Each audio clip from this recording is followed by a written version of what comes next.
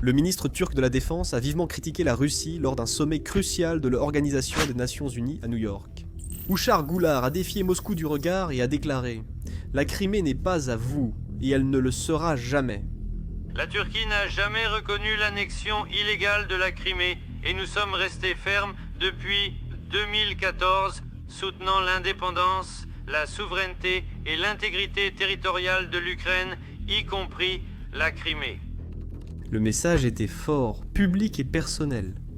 C'était un cri de guerre qui a enflammé les ambitions impériales de Poutine devant 50 dirigeants mondiaux. Goulart a clairement affirmé le soutien inconditionnel de la Turquie à Kiev. Mais avec des milliards en échanges commerciaux en jeu, la position de la Turquie pourrait redessiner la carte de l'influence et faire pencher l'équilibre militaire dans la guerre. Pour bien comprendre la situation, il faut revenir un peu en arrière pour voir ce qui a déclenché cette dernière série d'événements.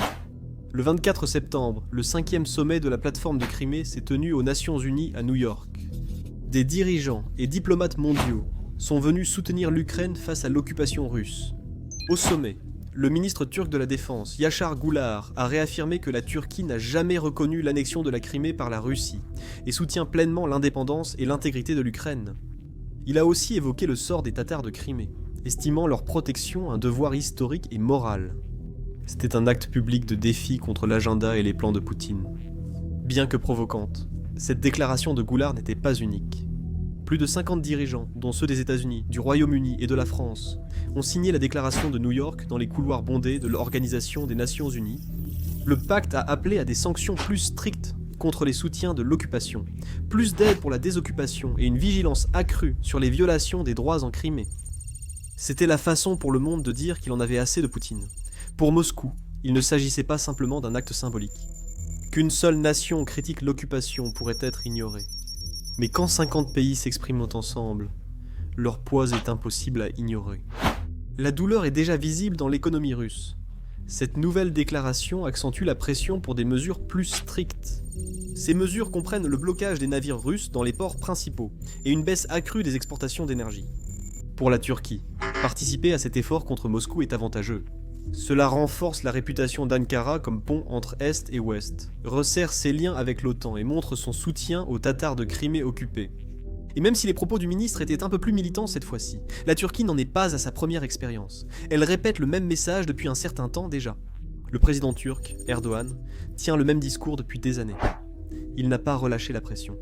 En septembre 2024, il l'a affirmé dans une vidéo à un autre rassemblement. Le retour de la Crimée à l'Ukraine est une exigence du droit international. Cela remonte à plus d'1 an, mais ce sentiment persiste. Sans surprise, la réaction du Kremlin fut rapide. Le porte-parole Dmitri Peskov a déclaré que la Russie est totalement en désaccord avec les propos d'Erdogan et reconnaît que la Crimée est un point de désaccord sérieux entre Moscou et Ankara. Malgré cela, Erdogan est resté ferme sur ce sujet et il n'a cessé d'appeler à la liberté depuis le début. Mais cette fermeté à Ankara suscite des interrogations, surtout quand tant de nations choisissent la voie de la prudence et restent silencieuses. Pour comprendre la position inébranlable de la Turquie sur cette question, il faut remonter à des siècles de conflits. À son apogée, l'Empire ottoman s'étendait de Vienne aux sables d'Arabie. La Russie, puissance montante du Nord, convoitait avidement ses frontières. Au centre se trouvait la Crimée, un prix convoité sur la mer Noire et le foyer des Criméens. Le Khanat, un état musulman farouche allié aux Ottomans. C'était une zone tampon et une forteresse où les cavaliers tatars combattaient farouchement les envahisseurs. Les vrais problèmes ont commencé à la fin des années 1700. Catherine la Grande, impératrice russe déterminée, a mené des guerres pour conquérir des terres ottomanes. En 1768, les troupes russes ont envahi les Balkans et combattu les Ottomans dans des batailles sanglantes. Les Ottomans ont riposté, mais la Russie a continué d'avancer, ses canons grondant à travers les plaines. En 1774, un traité força les Ottomans à céder des forts, mais ce ne fut qu'une pause. Catherine et son ambition n'en avaient pas fini. En 1783, les Russes ont envahi la Crimée, renversant le Khanat lors d'une campagne rapide et impitoyable. La péninsule laissait tomber facilement, mais les conséquences ont été chaotiques. Les envoyés ottomans ont assisté à la dispersion de leurs alliés, tandis que Moscou hissait son drapeau sur Sébastopol. Ils en ont fait une base navale ridiculisant la portée d'Istanbul. Pour les Ottomans, ce fut un coup dur, permettant aux navires russes de rôder en mer Noire et de menacer routes commerciales et sites sacrés. Chaque avancée russe vers le sud donnait l'impression d'un nœud coulant qui se resserrait autour du cou de l'Empire. Les guerres ne se sont pas arrêtées là. Le siècle suivant, la Russie et les Ottomans se sont affrontés 6 fois, chaque conflit étant plus sanglant que le précédent. La guerre de Crimée, de 1853 à 1856, a impliqué la Grande-Bretagne, la France et la Sardaigne.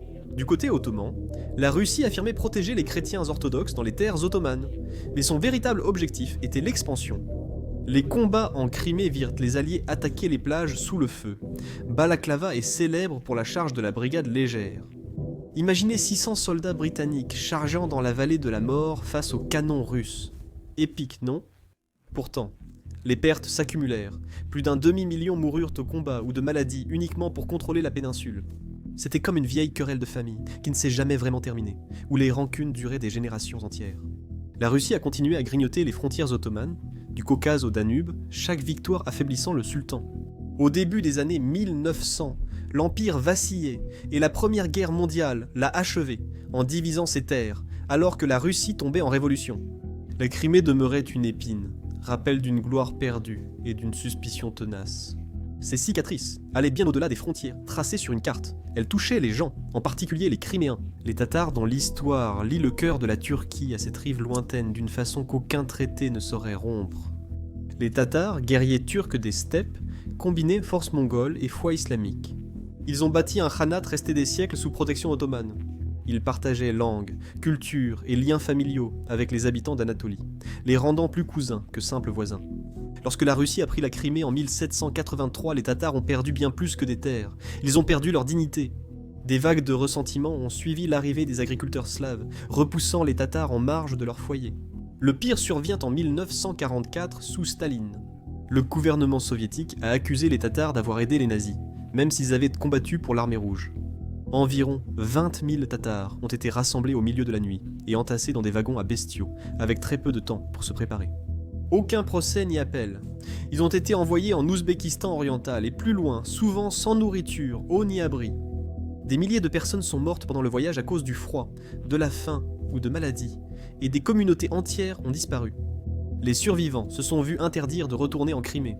Leur langue et leurs mosquées étaient considérées comme des ennemis de l'État. Pour la Turquie, ce traumatisme reste personnel et influence encore sa politique. Aujourd'hui, les Turcs modernes voient les Tatars comme des frères, partageant mosquées, marchés et récits de cavaliers et marins. Le ministre turc de la Défense, Gülar, a parlé d'un devoir moral de les protéger. Ce n'est pas qu'une phrase, mais un serment ancré dans l'histoire et l'identité qu'aucun temps n'a pu effacer. Le soutien turc à l'Ukraine et aux Tatars s'est illustré en mars, lors du 11e anniversaire de l'annexion de la Crimée par la Russie. Ce jour-là, le ministère turc des Affaires étrangères a publié une déclaration rejetant la revendication de Moscou.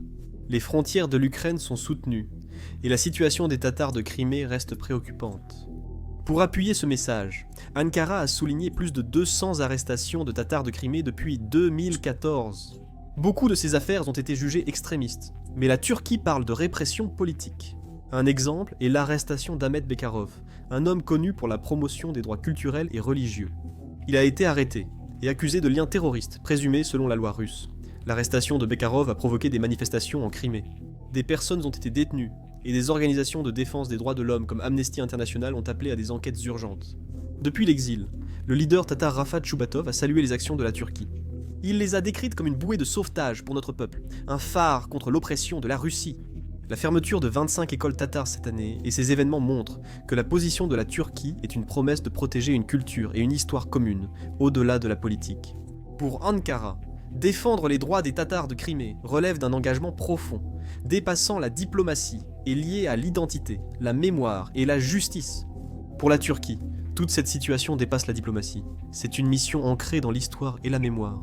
Ankara établit un lien direct entre la répression actuelle de la Russie et les horreurs de 1944 lorsque le régime de Staline a expulsé de force les Tatars de Crimée de leur terre natale. La Turquie a investi 50 millions de dollars dans des bourses, programmes culturels, livres et technologies pour préserver l'identité tatare. Chaque subvention, manifestation ou déclaration publique montre que la Russie ne contrôlera pas la Crimée sans opposition. Cet effort sert également de cri de ralliement. Les alliés turciques, du Kazakhstan à l'Azerbaïdjan, observent de près et la Turquie les rapproche. À l'intérieur du pays, Recep Tayyip Erdogan rassemble le soutien de la diaspora tatare de Turquie, forte de 10 000 personnes qui envahit les rues en brandissant des drapeaux de Crimée. Sur la scène internationale, la campagne d'Ankara maintient l'attention sur la Crimée, des troubles dans le Caucase, aux missions d'observation de l'Organisation des Nations Unies, bloquées par Moscou. Ce qui peut sembler être un différend régional est en réalité une ligne de faille stratégique, et la Turquie veille à ce que le monde ne détourne pas le regard. Et bien que la position de la Turquie en Crimée soit fondée sur des principes, elle est aussi, de manière intéressante, stratégique. L'objectif est d'exercer une influence en mer Noire, un enjeu que Moscou et Ankara convoitent tous deux. Le contrôle de cette péninsule influence commerce, routes énergétiques et positionnement militaire, faisant de la Crimée un pivot régional. Je vais bientôt approfondir les petits détails qui la rendent si désirable. C'est en partie pour cela que la relation de la Turquie avec la Russie est un exercice d'équilibre délicat. En tant que membre de l'OTAN, elle accueille des bases américaines et des exercices conjoints qui provoquent Moscou, mais en même temps, elle choisit Moscou dans certaines situations. En 2017, Erdogan a signé un accord de 25 milliards de dollars pour les S-400 russes, défiant Washington et perdant l'accès au programme F-35. Les batteries sont arrivées en 2019 et elles restent dans des silos, symbole de l'indépendance d'Ankara. Des rumeurs évoquent un possible rachat par la Russie, mais la Turquie résiste et s'en sert comme levier. Nous en reparlerons dans une autre vidéo. En même temps, elle conclut des accords d'armement avec Moscou. La Turquie arme l'Ukraine avec des drones Bayraktar TB, 2 qui ont détruit des chars russes au début de la guerre. Baykar a promis 100 millions de dollars en 2023 pour une usine près de Kiev, augmentant la production pendant la guerre. Les drones représentent un succès technologique turc avec plus de 500 ventes mondiales, mais ils irritent Moscou. Malgré cela, les liens énergétiques continuent d'unir les deux pays. La Russie a exporté 44 milliards de dollars de pétrole et gaz vers la Turquie en 2023, couvrant 16% des besoins européens via la Turquie. Cette année, la Turquie est devenue le deuxième partenaire commercial de la Russie, échangeant 856 milliards de dollars d'exportation contre des ressources vitales. Cependant, même si les échanges commerciaux augmentent, des fissures commencent à apparaître dans cette relation très confuse et étrange. Cela laisse penser que la neutralité disparaît, et que les deux pays prennent position, étant en quelque sorte rivaux. Exemple, le projet de hub gazier russe en Turquie est mis en attente. Gazprom a proposé le projet en 2022, mais en juin de cette année, il a été discrètement abandonné.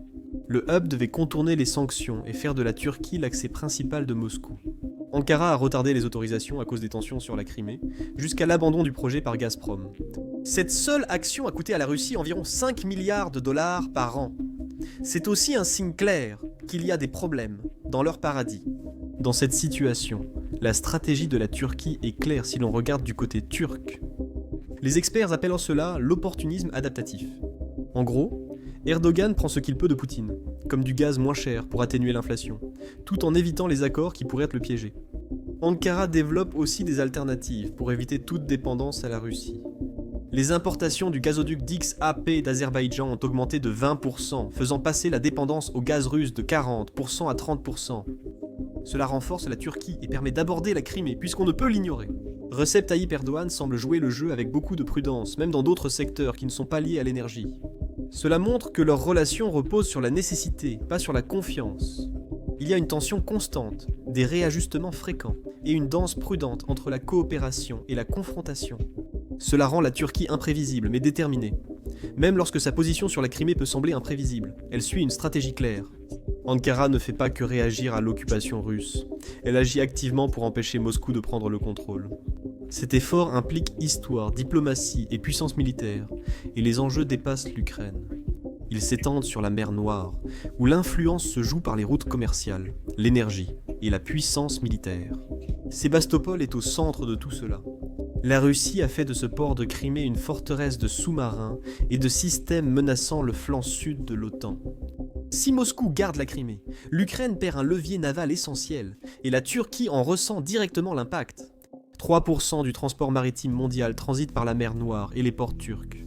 Des pipelines sous-marins livrent chaque année 50 milliards de dollars de pétrole et gaz à l'Europe. La Turquie et les États-Unis patrouillent. L'Union européenne investit dans les ports et la surveillance pour contrer la Russie. Pour Moscou, la Crimée est plus qu'une base militaire, c'est une rampe de lancement pour projeter sa puissance dans le Caucase, en Syrie et même en Afrique.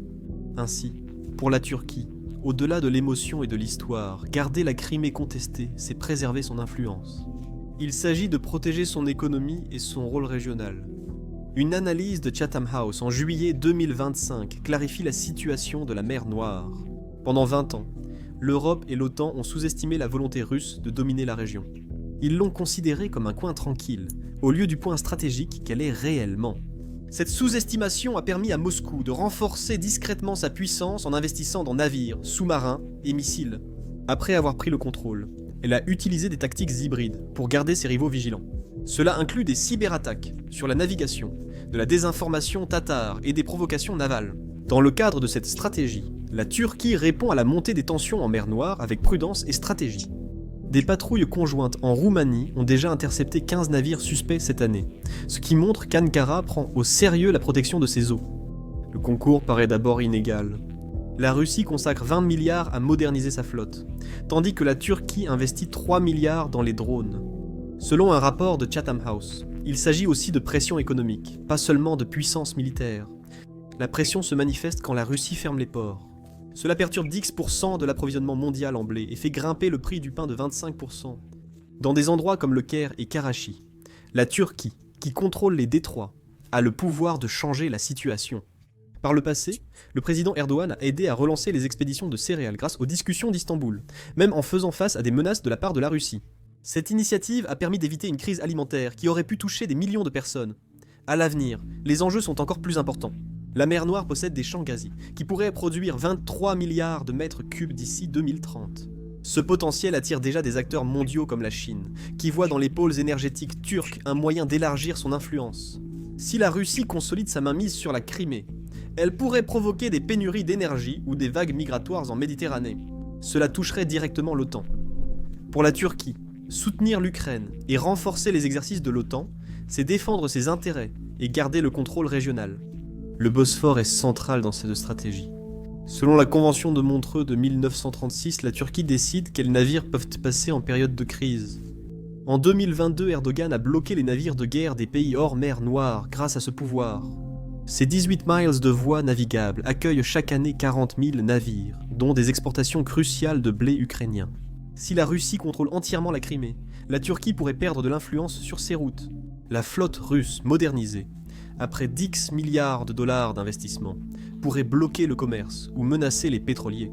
Cela ferait grimper les prix de l'énergie et mettrait l'approvisionnement de l'OTAN sous pression. Pour comprendre l'enjeu, il faut revenir sur la mer Noire. Cet endroit n'est pas propice à la pêche. Cette voie navigable, très fréquentée, s'étend sur 420 000 km², environ 162 000 miles carrés. Elle relie 4 pays et atteint 2200 mètres de profondeur, permettant aux sous-marins de se dissimuler. Chaque jour, 400 millions de tonnes de marchandises y transitent.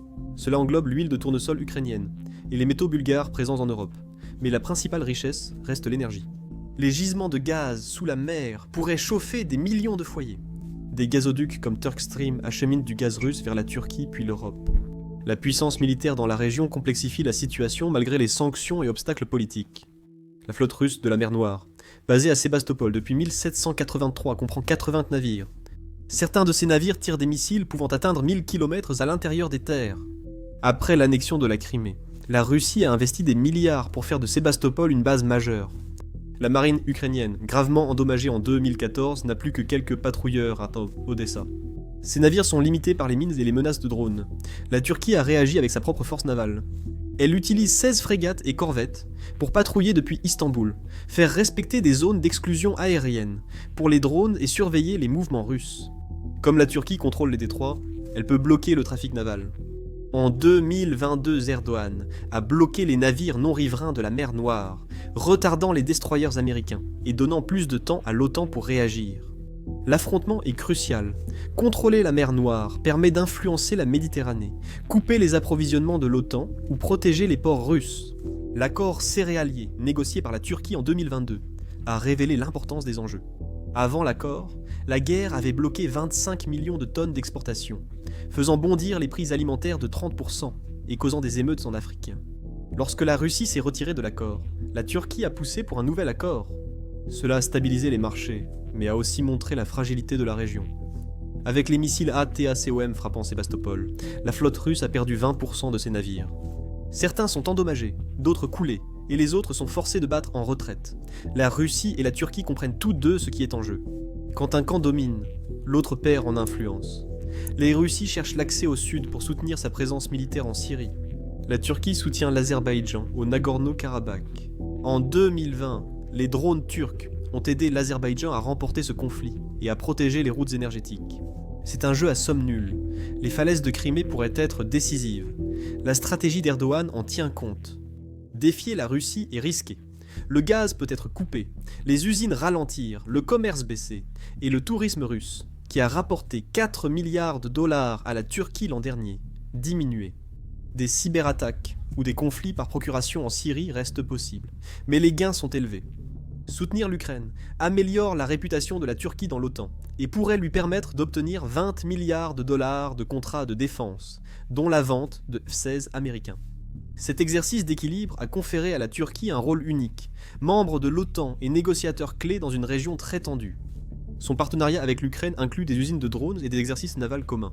L'Union européenne augmente aussi ses investissements avec 2 milliards d'euros de subventions pour les ports turcs.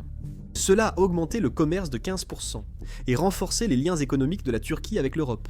Ces subventions font plus qu'améliorer les infrastructures. Elles relient l'Europe à la Turquie, malgré des relations parfois tendues. Beaucoup de pays européens dépendent entre des routes turques pour les marchandises d'Asie centrale et du Caucase, donnant ainsi à la Turquie un certain pouvoir. Des modifications ou retards portuaires peuvent impacter les chaînes d'approvisionnement en Allemagne, Italie et Pologne. Ces subventions compliquent aussi la diplomatie européenne. Bruxelles obtient un partenaire pour protéger le commerce et contrer la Russie. Elle doit aussi gérer les inquiétudes sur la politique turque, ses politiques migratoires et ses relations tendues avec la Grèce et Chypre.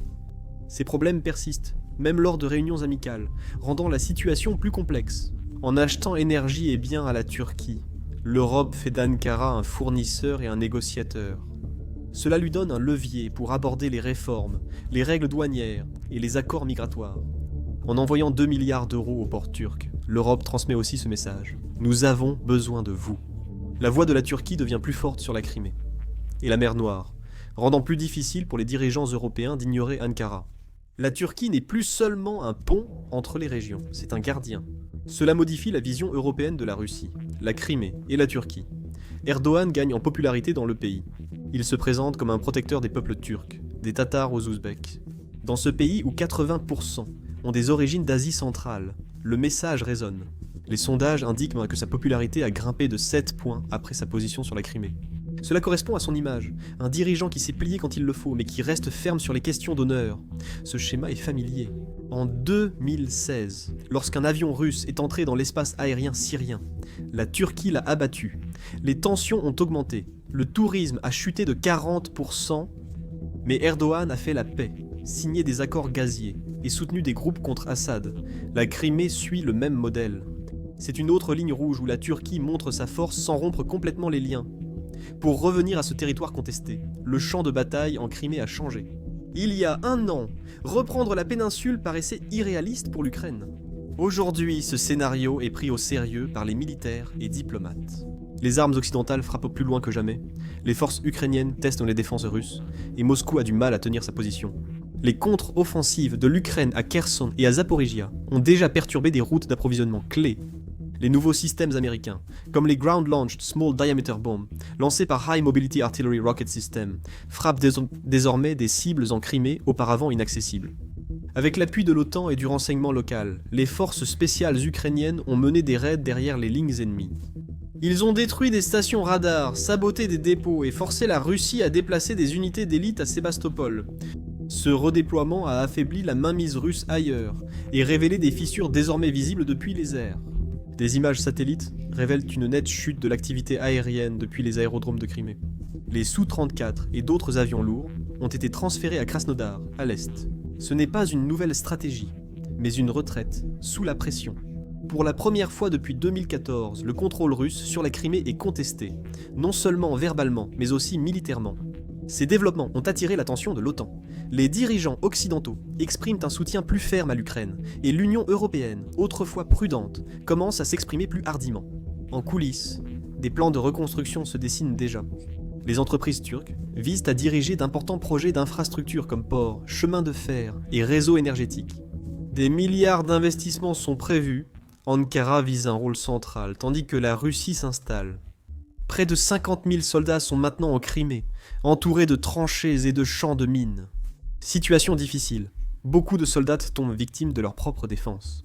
Vladimir Poutine décrit toujours la bataille comme vitale pour l'identité russe. La pression sur la Russie va au-delà du champ de bataille. Le mécontentement grandit sur les chaînes Telegram militaires, où des officiers intermédiaires questionnent la défense de la Crimée. Beaucoup sont épuisés, mal approvisionnés et loin de chez eux. Les analystes embrassés dans sources ouvertes rapportent une augmentation de 38% des morts au combat depuis juillet, avec des familles dans des régions comme le Daghestan et la Briatie qui exigent des réponses.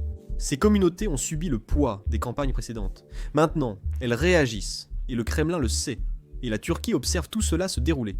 Chaque manifestation et chaque famille en deuil est une nouvelle fissure dans l'armure de Moscou. Ankara n'a pas besoin d'escalader directement. Le temps et la pression l'avantagent. Quoi qu'il arrive, la Turquie saura en profiter. Si l'Ukraine réussit, Ankara sera le pont entre l'Occident et l'Orient, proche de Kiev et acteur majeur de la reconstruction régionale. Si la Russie résiste, la Turquie reste une puissance qui n'a jamais reculé. Son rôle dans la déclaration de New York, signée par 50 nations s'engageant à imposer des sanctions et à fournir de l'aide, renforce son influence. Cette signature permet des pactes de sécurité régionaux, des accords migratoires, avec l'Union européenne, plus de patrouilles navales et une participation à la gestion des déplacements de millions de personnes. La Turquie n'est pas la seule à observer le sort de la Crimée. La Chine, bien que silencieuse, suit la situation de près. Pékin n'a pas de navire de guerre en mer Noire, mais ses routes commerciales dépendent de sa stabilité. Tout changement de contrôle impacte le réseau des nouvelles routes de la soie de Chine. Les perturbations augmentent les coûts d'expédition, les primes d'assurance et les risques pour les investisseurs chinois. Les exportations via la Géorgie ont déjà diminué, et Pékin surveille chaque mouvement. Cela donne encore plus de poids à la Turquie. En gardant les détroits ouverts et la péninsule contestée, Ankara obtient un levier diplomatique auprès de l'OTAN, de l'Union européenne et de la Chine. Peu de pays influencent à la fois la sécurité européenne et les routes commerciales asiatiques. La Turquie contrôle le Bosphore et renforce son influence en Crimée, ce qui lui donne un pouvoir rare, influençant Bruxelles et Pékin. La Crimée est plus qu'un territoire, c'est un symbole de contrôle maritime, commercial, d'alliance et d'identité. En soutenant l'Ukraine, la Turquie ne choisit pas seulement un camp, elle retrouve sa voie dans une région où elle avait été marginalisée. La Russie peut continuer à creuser des tranchées, à construire des murs et à investir des milliards dans la défense. Elle peut prolonger le combat, mais la Turquie a déjà changé le récit. En refusant de se taire, en insistant sur l'importance des principes et en s'avançant comme médiateur. Dans une région en conflit, Ankara a retrouvé sa place en position de force. La Crimée pourrait bientôt influencer non seulement l'Ukraine et la Russie, mais aussi l'équilibre des pouvoirs sur deux continents. La Turquie est prête après son mouvement. Les experts estiment que près de la moitié des emplois risquent d'être menacés par l'intelligence artificielle dans la prochaine décennie. Ce n'est pas une théorie. Les entreprises remplacent déjà des employés par des algorithmes, et le rythme va s'accélérer. Mais voici la bonne nouvelle. Les personnes qui comprennent où se trouve l'avantage avec l'intelligence artificielle prospèrent. Ils sécurisent leur carrière, augmentent leurs revenus et créent des opportunités encore méconnues de beaucoup. La différence entre être remplacé ou irremplaçable tient à une chose: avoir le bon plan. C'est pourquoi nous organisons une formation gratuite. Elle explique ce qui se passe réellement, derrière les gros titres, ce que l'intelligence artificielle peut et ne peut pas faire, et surtout, comment les gens ordinaires s'adaptent et l'utilisent à leur avantage. Pour plus de contrôle, de revenus et moins d'anxiété sur l'avenir, ne restez pas passif. Regardez la formation gratuite dès maintenant. Cliquez sur le lien ci-dessous ou scannez le code QR affiché à l'écran.